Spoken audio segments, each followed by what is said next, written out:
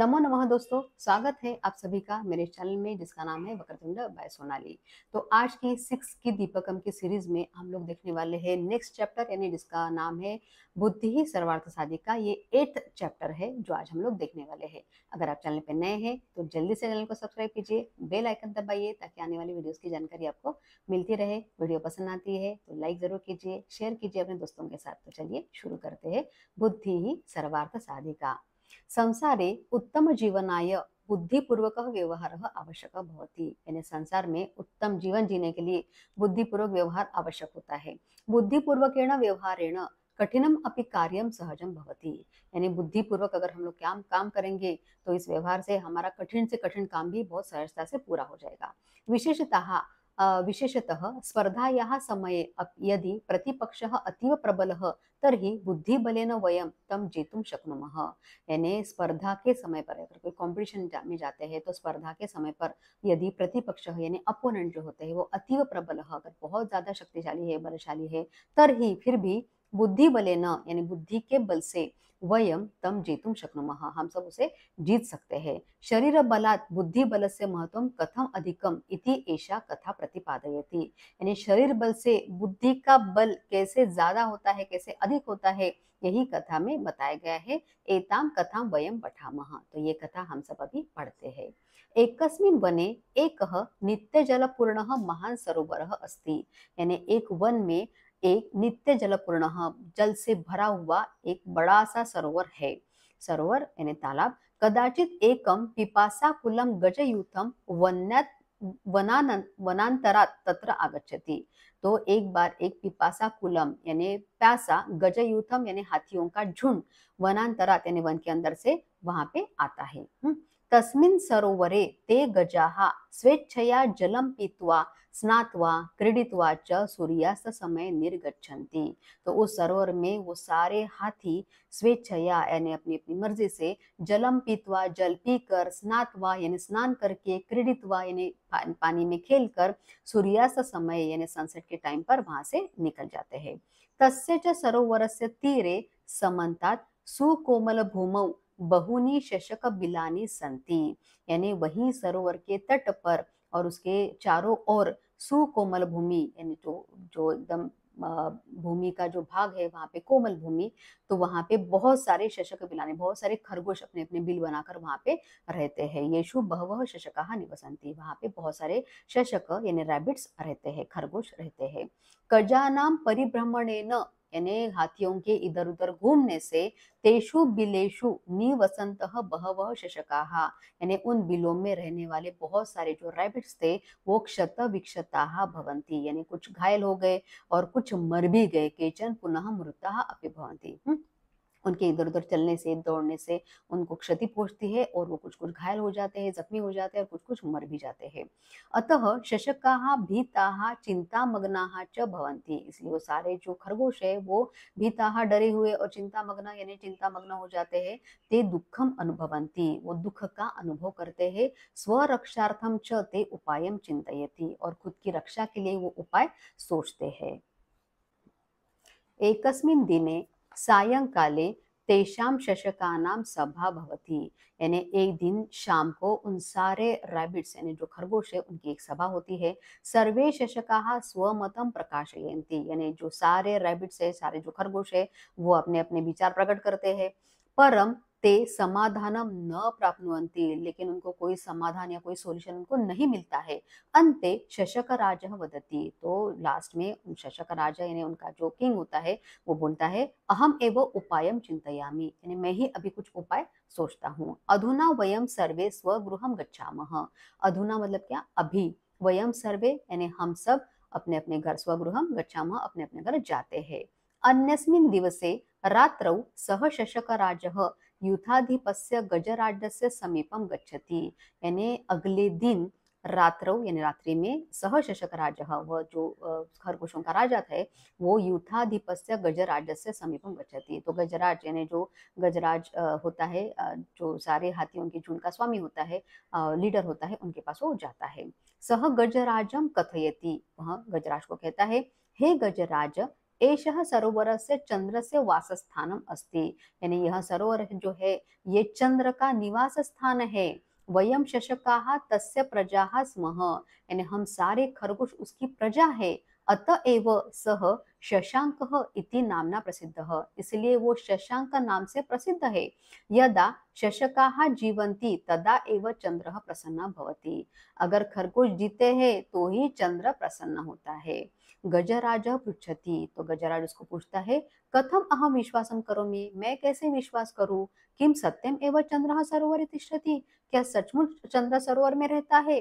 यदि सरोवरः चंद्रदेवस्य वासस्थानम तर्हि तत् प्रदर्शयतु, अगर सच में सरोवर जो है चंद्रदेव का निवास स्थान है तो मुझे दिखाओ। प्रदर्शयतु मतलब क्या, दिखाओ।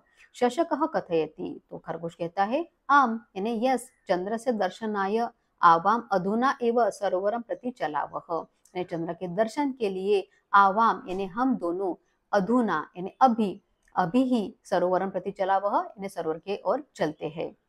गजराजः शशकराजेन सह सरोवरस्य समीपम गच्छति, तो गजराज जो है वो रैबिट का जो राजा होता है, खरगोशों का राजा, तो शशक राज के साथ सरोवर के पास जाता है। सह जले चंद्रस्य प्रतिबिंबम पश्यति, तो वो जल में चंद्र का प्रतिबिंब रिफ्लेक्शन देखता है। चकितः च भवति, और उसको बहुत आश्चर्य होता है। सह भयेन चंद्रम नमति, वो भय से चंद्र को प्रणाम करता है, नमस्कार करता है। ततः सह गजयूथेन सह अन्यत्र गच्छति, और उसके बाद वो अपने यूथ गजयूथेन सह यानी अपने हाथियों के झुंड के साथ कहीं और चला जाता है। सह गजयूथः पुनः कदापि तस्य सरोवरस्य समीपम न आगच्छति, तो वो हाथियों का जो झुंड है वो फिर से कभी भी सरोवर के पास नहीं आता है। शशकाः तत्र सुखेन तिष्ठन्ति, तो सारे जो खरगोश है वहां पे बहुत सुख से रहते हैं। सत्यम एव उक्तम, यानी इसीलिए सत्य कहा गया है। बुद्धि ही सर्वार्थ साधिका, यानी बुद्धि सब कुछ साधने वाली होती है और बुद्धि का बल जो है वो अधिक होता है। यही हम लोगों ने इस पाठ से सीखा है कि शरीर बल से भी बुद्धि का बल अधिक होता है। तो किसी भी कठिन समय में अगर हम लोग बुद्धि का प्रयोग करेंगे तो हम लोग किसी भी कठिन सिचुएशन से आराम से निकल सकते हैं। तो यहाँ पे हम लोगों ने पार्ट का एक्सप्लेनेशन कंप्लीट किया। अभी इसके इंपॉर्टेंट एक्सरसाइज हम लोग देखते हैं। तो शुरू करते हैं क्वेश्चन नंबर 3 से। पाठस्य आधारेण पट्टिकातः क्रियापदानि चित्वा वाक्यानि पूरयन्तु, यहाँ पे ब्रैकेट में क्रियापद दिए गए हैं और हम लोग को उसको कर्ता के अनुसार लगाने हैं। किम चंद्रः सरोवरे तिष्ठति, सर्वे शशकाः उपायं चिन्तयन्ति, सायंकाले शशकानां सभा भवति, यानी शाम को सारे खरगोशों की सभा होती है। शशकाः सरोवरस्य तीरे निवसन्ति, यानी सरोवर के तट पर रहते हैं। सः गजराजः कथयति,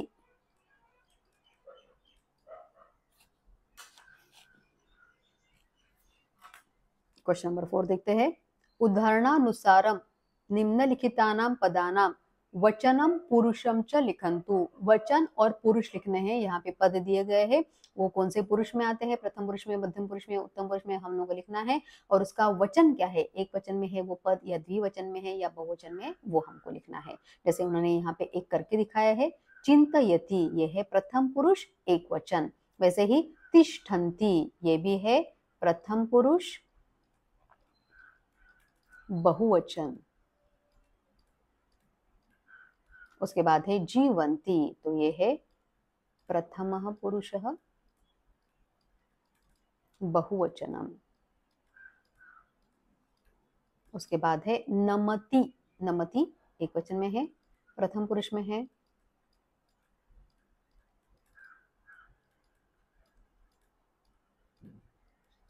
उसके बाद है कथयति, तो कथयति है यहाँ पे प्रथम पुरुष और एक वचन।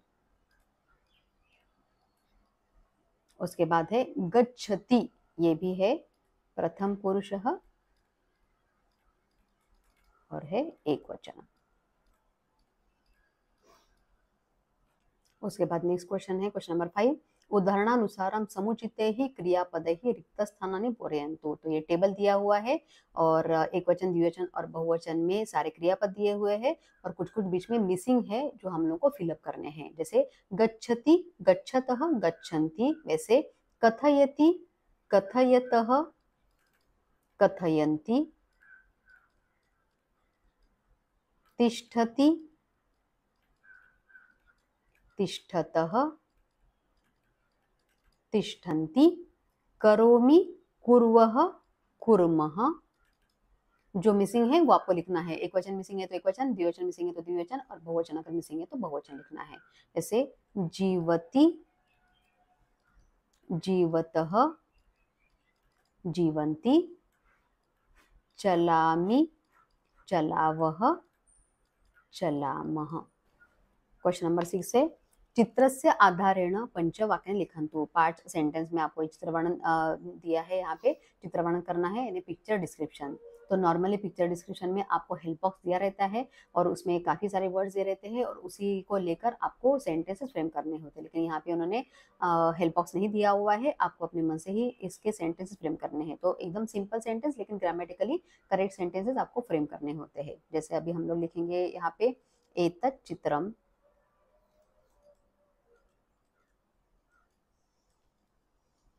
वनस्य अस्ति।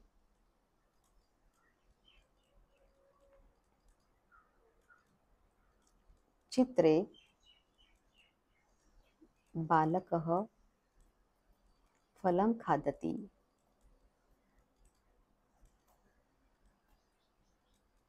चित्रे एकः वृक्षः अस्ति।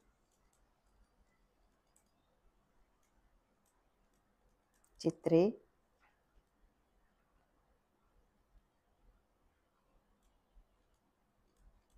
वृक्षस्य अधः सेबफलानि सन्ति। तो आपको सिंपल सेंटेंसेस लेकिन ग्रामेटिकली करेक्ट सेंटेंसेस फ्रेम करने होते हैं। पर्यायपदानां मेलनं कृत्वा रिक्तस्थानानि पूरयन्तु। तो गजः का पर्याय पद है हस्ती, वैसे ही पदम का पर्याय पद है, यहाँ पे लिखेंगे हम लोग पदम का पर्याय पद है चरणः। फिर चंद्रः, चंद्रः का पर्याय पद है यहाँ पे शशांकः। सरोवरः, सरोवर का पर्याय पद यहाँ पे है जलाशयः। और प्रजा का पर्याय पद है जनता। तो यहाँ पे हम लोगों ने पार्ट का एक्सप्लेनेशन और जो इम्पोर्टेंट एक्सरसाइज है वो सारे हम लोगों ने यहाँ पे कवर किए। मुझे आशा है कि आज का वीडियो आपको अच्छा लगा होगा। तो मिलते हैं नेक्स्ट वीडियो में, तब तक के लिए पुनर्मिलामः।